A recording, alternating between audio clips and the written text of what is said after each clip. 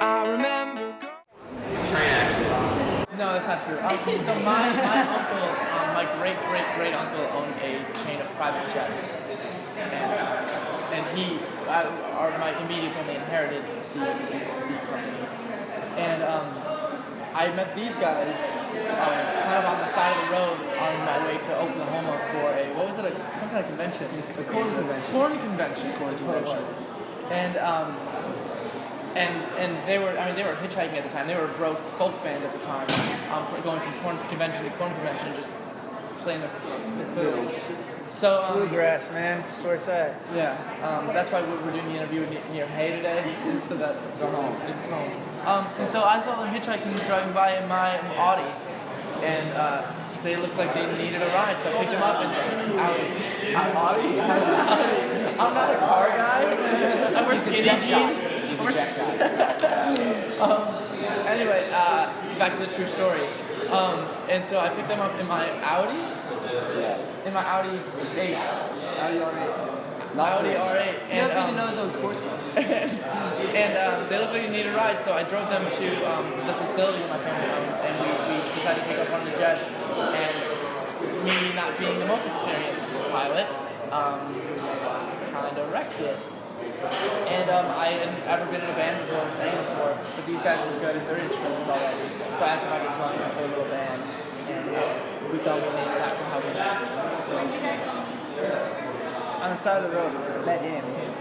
we met online actually years ago, like 6 or 7 years ago. Tinder. Not on Tinder. It was actually. Grinder, actually. It was Grindr. It's kind of embarrassing actually, because I was like 14 at the time, and I added him on Facebook because he was in like a local like pop punk band or something, and I added all the members because I wanted to like ask them about something that they were doing because I was like curious. So I added all the members, and then I reached out to him, and he actually responded. And then and we knew each other for years. And then these guys were working with a different band like 2 years ago that I was kind of writing like and trying to get songs for. And then when Aaron and I wanted to do a band like a year ago, we knew of these guys. And we decided, they were like We got a phone projects. call and moved out to Cali a month later. Yeah, almost literally. I was just like, they were in between projects of band, and I was like, hey, you guys want to be in a band? And they were like, yeah. And then they're like, we're bringing a friend Nick. It's a long story, but that's like the rundown. out to see the big rocks, but without you knowing. The EP? Yeah. Yeah.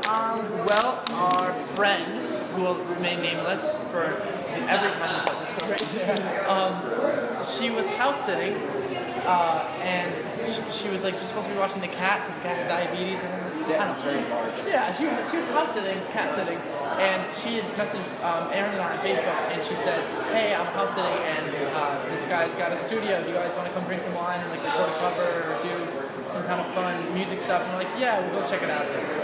So like a couple of us go over, expecting just to hang out in a cool studio at this guy's house, like a little home studio. And we show up, and it's not a home studio. It's like a studio next to it.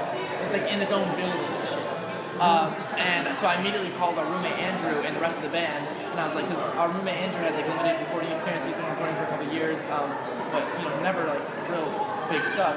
But we were just like, guys, get over here. There's like a full-out studio, and within an hour, I was like sitting with her on the couch, like kind of working on a cover thing while these guys were tracking drums. We were setting up the whole They were studio. setting up the studio, the drums, and Billy was tracking drums for the EP within the hour.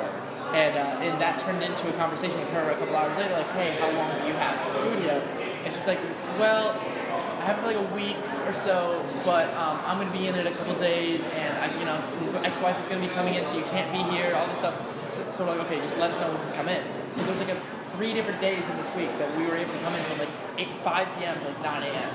and record the songs.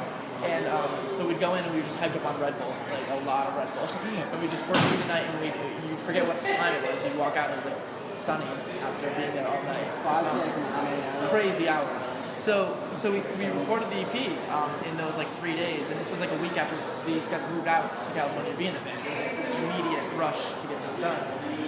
And because we had zero money at all, and we had this opportunity to work in the studio for free. Granted, I didn't I don't know why I believed we could do it, because looking back, we definitely didn't have the experience, the recording experience, or like the mixing experience, or like I haven't produced anything like that before, but we just believed in the idea of doing it. We just did it before we were ready, I guess. And Somehow pulled it off. yeah, so then the third day we're there, we're like going over the last mix notes, like just checking the songs, what do we need to add, something like that, just real late stuff. And we get a call from the girl, she's like, hey, the owner's ex-wife is on her way to the house now, you need to get the fuck out. So we were like just cleaned up the whole studio, started putting things back, we had dominoes everywhere, there was wine bottles everywhere, it was a mess. But it was a polite mess. It was a mess, but like we didn't dirty anything, we didn't like leave anything, nothing was broken.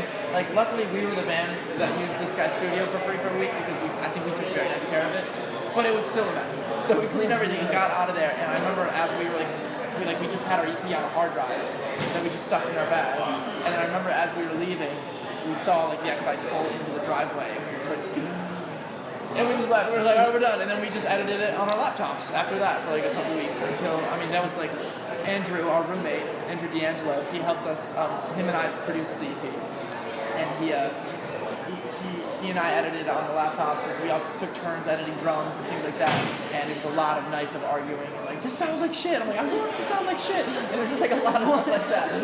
So, but then it got done, and then we just put it out without any label, without any help, just put it online, and then that's it.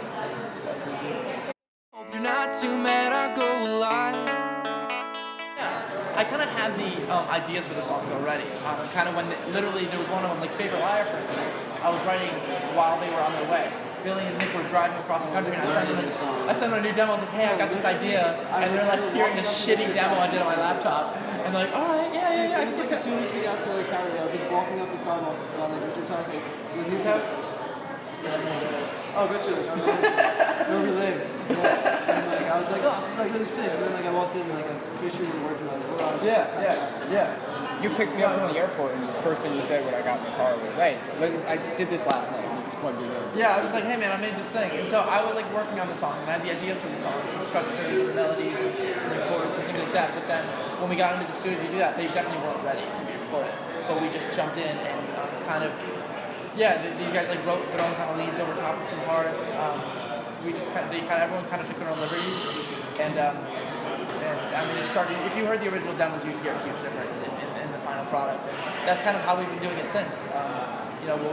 I'll kind of work on the structure and get where I want the songs to be structure-wise, and make sure that it delivers correctly, and then once we get in the garage and jam it together, a lot of things change. So we usually redo parts of the demo, redo parts of the recorded tracks, because it's like, once the band's playing it, then you feel everyone's energies and the styles come together, and then it works. Yeah. I go a lot. Should we go one by one? Yeah.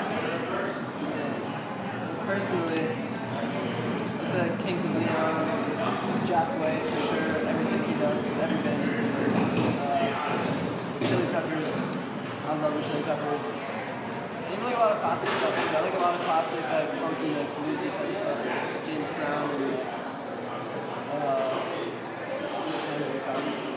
Yeah. I don't know. There's plenty of stuff. Yeah. What are you guys? Foreigner, definitely. Arctic Monkeys, definitely an awesome band. Cage Elephant is awesome. Other than that, big in the 80s, I don't know. Yeah, you love the 80s. Motley Crue. Yeah, these are our 80s boys right here. Left and right elbows are the 80s. Big Guns N' Roses, Bon Jovi, Van Halen. Basically everyone's mom's favorite band. 40-year-old lady playlist that's Bon Jovi. 40-year-old soccer mom. My mom has a playlist. How many moms do you think go to Bon Jovi concerts? A lot. So I've been many. to a few. My mom has been playing Bon Jovi since birth, like. Exactly. I love your mom. I love your mom. I haven't met her. I love it. That's great.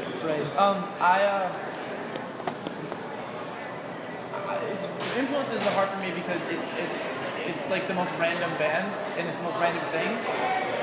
Especially when it comes to like songwriting inspiration, it's always like it could be like a weird guitar sound or stuff like that. But like bands and things like that, I guess I love lyrics. So I like bands that really are descriptive, and the genres kind of get wild at that point. So like I love the Killers a lot. And then like I like older pop punk bands too. Say Anything. Like I like My Chemical Romance is great, and Motor City Soundtrack and Say Anything. Like these bands that tell stories in their songs. I just love them. Newer bands that do that really well are Modern Baseball and the Front Bottoms. I think that those are two really, really cool fucking bands that do that really well. They bring some of my favorite songs to me. Blink has probably been my biggest influence because that's what got me into music pretty much. Blink 182. I can't stand Blink. I'm sorry. Really, you don't like Blink 182? Not so I don't like any pop punk. I just don't like Tom Wallace voice at all. Oh, I love it. I love it. I love it. See, this is where we disagree on it. You know what I mean? Sometimes it just doesn't, and that's how you get our band. Then we can totally sound like Weezer and Pixies and like these like kind of like rock, pop, punky band. You know, these weird bands is because we all clash in every way. It's great. I remember weekends where we got too cool for them, and I remember. I feel like I subconsciously knew that I wanted this to be in my life since I was like really 5 years old. So that was like when I decided I wanted to like play guitar, and I started playing guitar, and then I started being in a band, and I was like I never want to do anything else except just do this. Like I know this is really hard, and like honestly, like I've never like that was like all I ever dreamed of, and I've never come to terms with not having that more. No, until like literally right before I graduated high school, I was like, all right, I'm gonna have to make like some kind of moves and stuff, and then like I didn't. It's good. I was like 14. Yeah, I was 14. My mom bought me an acoustic guitar. What? Oh yeah, everyone goes to college. You just do I didn't do college. So what I'm saying is that You don't whether go you to can or not, you I just was signed up for college, and then I did. Then I went to school. Yeah. But I didn't anymore. I don't anymore. How about you, Aaron? I started playing an instrument pretty much my freshman year at college. So I never really. He's the grandpa of the band. I'm really old. I'm like 33. I'm kind of jealous that you got to live both lives. You got to do the college. That's why I said it. You get Yeah. to do the college and band. What? You got to do all the Yeah, college you get to party it up, and you get to party. What's been better so far? Yeah, what was better? Really? This? Yeah. No, it's just the partying one. But we have to drive. We can't party.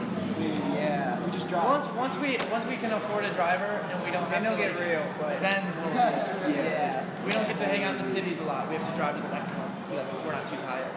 Anyway, that's Again, maybe we could just pretend tonight. a lot of We each have our own Arabella. 90 playlists. I've been loving that band.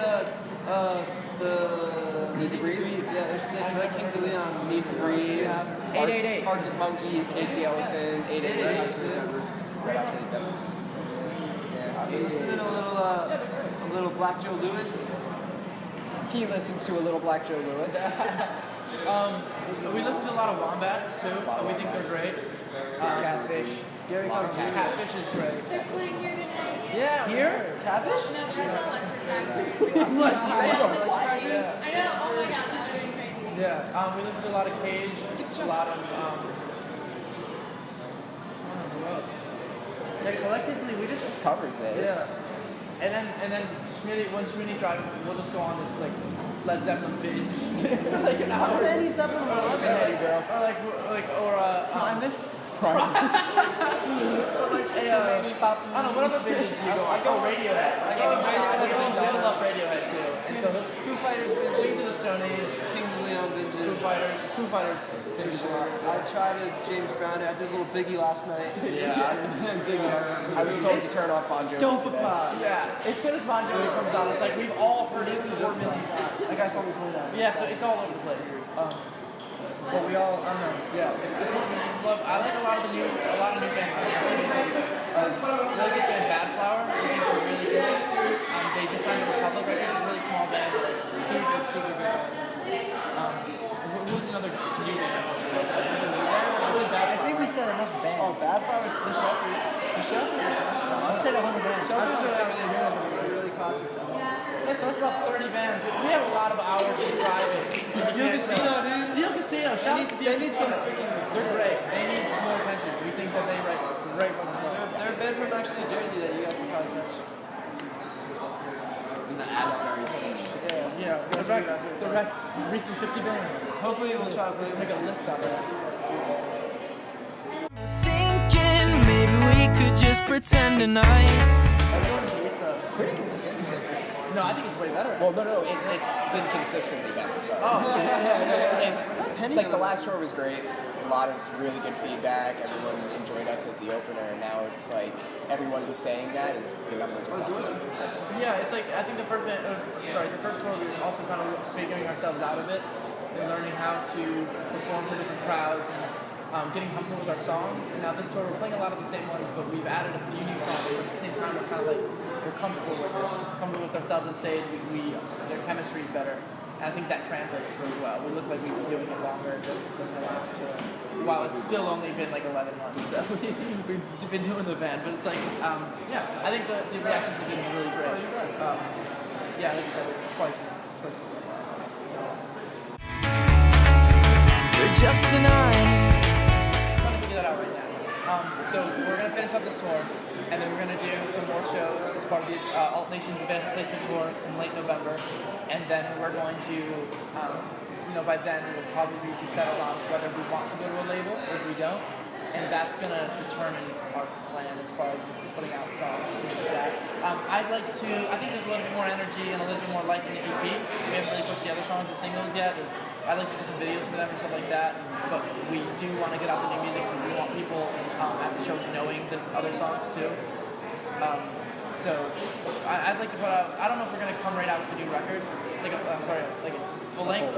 I don't think we think we're ready for that yet.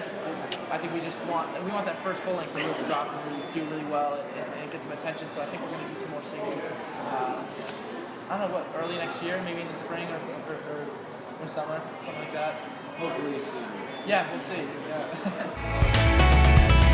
I wanna wake up with you. There's honestly way too many. There's so many. There's a lot. ACL is cool. Everything is good in its own I got a way. concussion. Yeah, he had a concussion. Nick hit his head in the trailer. That was one of my questions. Really? How did that happen? It's funny because like right before it happened, like we were doing all kinds of stupid stuff. Like I was like riding like a hand truck down a hill. Me and Billy were like jackassing it in like this pool at the rave. It's a venue in Milwaukee. Like literally things that I should have gotten hurt really bad, I didn't. And then like I was just simply loading the trailer, and I literally just plunged my head into a metal beam. He's feeling healthy now. I'm feeling healthy. Like I've always been stupid, so like I'm used to that. I'm used to that part of it, but like the pain's going. The concussion helped. The concussion helped, yeah. He starts remembering his parts live now. I don't know how you can Sort of. play shows, like that noise is so Oh, he loud, wasn't. He was concussion. bad actually. Yeah, the first You couple could get shows, off like, stage. I almost like passed out. You turned around. He would basically he'd come off stage like, My emotions I were need just- water. And my concussions like throw your emotions whack. Like you literally, like, you're laughing for no reason, you're crying for no reason, like it's crazy. So he'd come off stage like, that sucked. And then he'll say he's crying. I'm like, are you okay? He goes, I'm not sad. What's happening to my face? Like, it was like so bad. I was like sweating my freaking ass off. Yeah, so we were scared for a bit. We canceled the show because of it. Because he was not in good shape, and he was sleeping every second that we weren't on stage. He was in the van sleeping, which made him feel crazy. Yeah, I was literally like, anytime like I'd like open the van doors for like a little bit of a breeze, and like maybe like one of the guys from Nothing But Thieves would walk by or something. They'd be like, hey Nick, like how you doing? I'm just like. Yeah, groundhog. He was in timeout. Yeah, it was terrible. So we canceled the show, and even a couple days he kept playing. It was still bad. He had just earplugs and. I took them out after the first song every time. We were inside. He had earplugs and sunglasses on. But that don't change the show. Alive, alive.